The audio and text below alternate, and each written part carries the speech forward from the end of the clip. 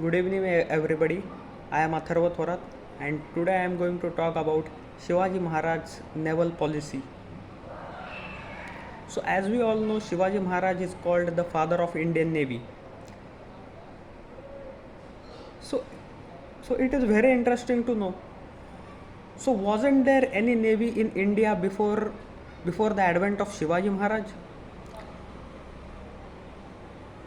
The answer is not exactly. Yes, there was a navy in India in the 10th and 11th century under the under the rule of the Chola Empire, commanded by great kings like Raj Raja Chol and Rajendra Chol.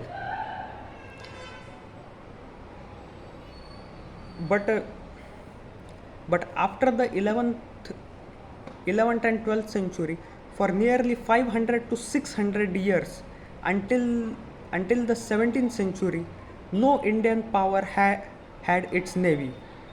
No Indian power. And and while while Chhatrapati Shivaji Maharaj started building his own kingdom,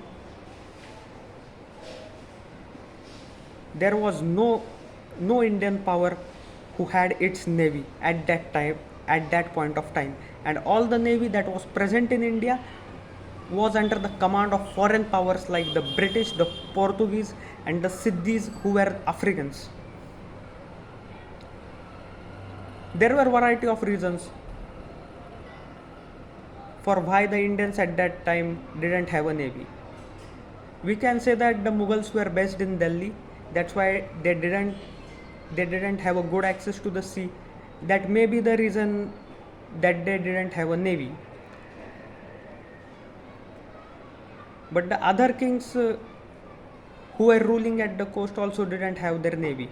Many people say that there were religious reasons behind it. Whatever may be the case, but these are only speculations.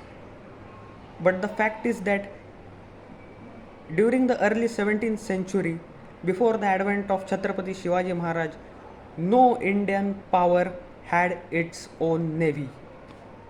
And while, as we all know, Shivaji Maharaj started his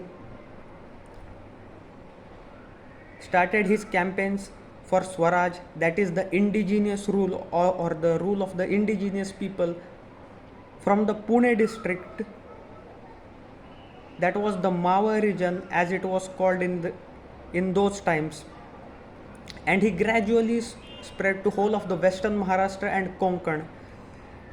Later on, he also captured northern Karnataka, parts of Tamil Nadu, parts of Goa, and parts of southern Gujarat. So initially, as he started his campaigns, what is today's coast of Maharashtra? Today's coast of had many foreign naval powers. The British were residing in Bombay, that is today's Mumbai, the Portuguese in Goa, and the Siddhis in Janjira. So Shivaji Maharaj came to know that the one who rules the sea is the one who secures his borders.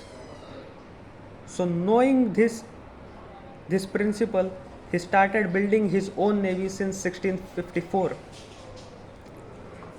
He started it with building of seaforts. He built very he has built many seaforts like Kulaba, Khanderi, and Sindhudurga. Sindhudurga is probably the largest of it. Uh, it is off the coast of Malwan, which is today at the Maharashtra Goa border.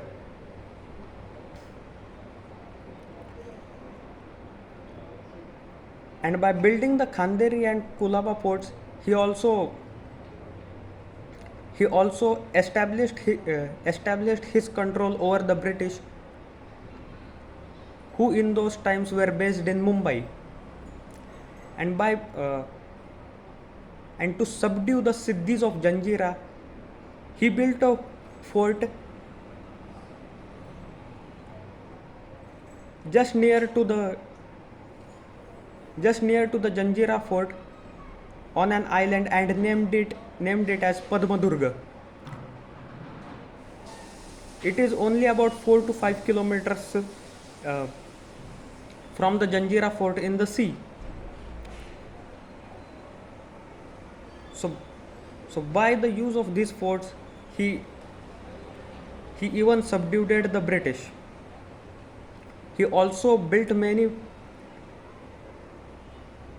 ports, or rather developed the ports like Kalyan, Bhivandi, etc. He also then started to recruit people into his navy. It is said that he had around 5,000 men and 57 warships in his navy. And the Maratha navy did an exceptional job. It was during the campaign of Chhatrapati Shivaji Maharaj in 1664 at Surat, which is called the sack of Surat, in which campaign the navy played a very important role. The navy also played a very important role during his campaign in northern Karnataka, when they landed at the Karwar coast.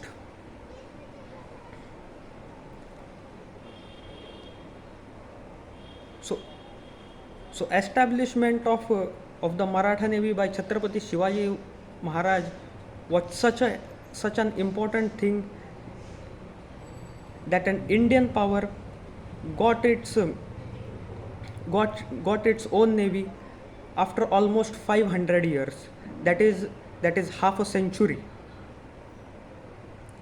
Shivaji Maharaj died in 1680, and after his death, his son Chhatrapati Sambhaji Maharaj ascended to the throne. Sambhaji Maharaj too was focused on development of his navy, and he increased the size of the navy. And even during his reign, he attacked Janjira with the help of the navy, and he even fired cannonballs at the walls of the Janjira using his navy. The campaign was highly successful, and it is the fact that he had to return due to a Mughal incursion in Konkan, but the war continued, and the Siddhis of Janjira during his reign never ever again intruded into the Maratha territory or attacked it. It was also during his successful Goa campaign that the navy played a very important role, wherein he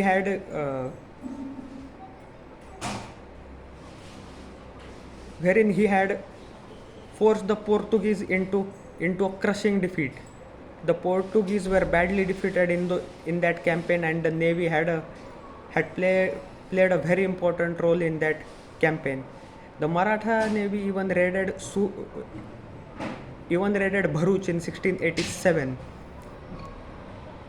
Later on, Sambhaji Maharaj also purchased the Elephanta Island, which is offshore Mumbai today, and it is accessible from the Gateway of India. Sambhaji Maharaj also employed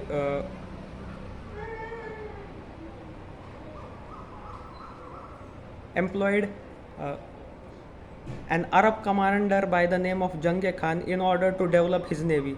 Rather, he had a treaty with Janghe Khan to help him develop his navy. So during his reign, he died in 1689. During his reign, the Marathas controlled the whole coast from Tarapur in North Konkan to Karwar, that is Karwar in today's North Karnataka. So practically almost the whole coast of Maharashtra till northern Karnataka at Karwar except Goa, Bombay and Janjira.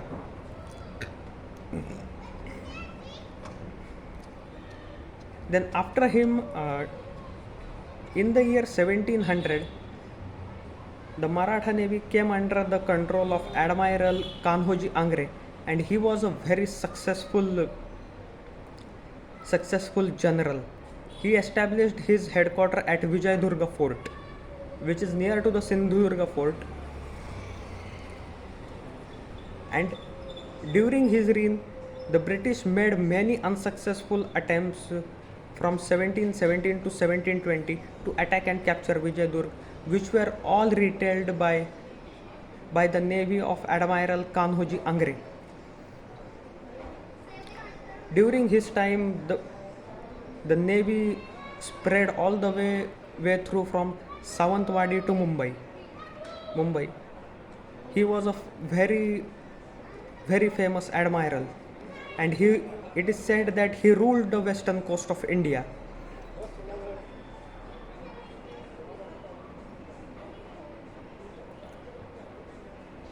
Yes, so that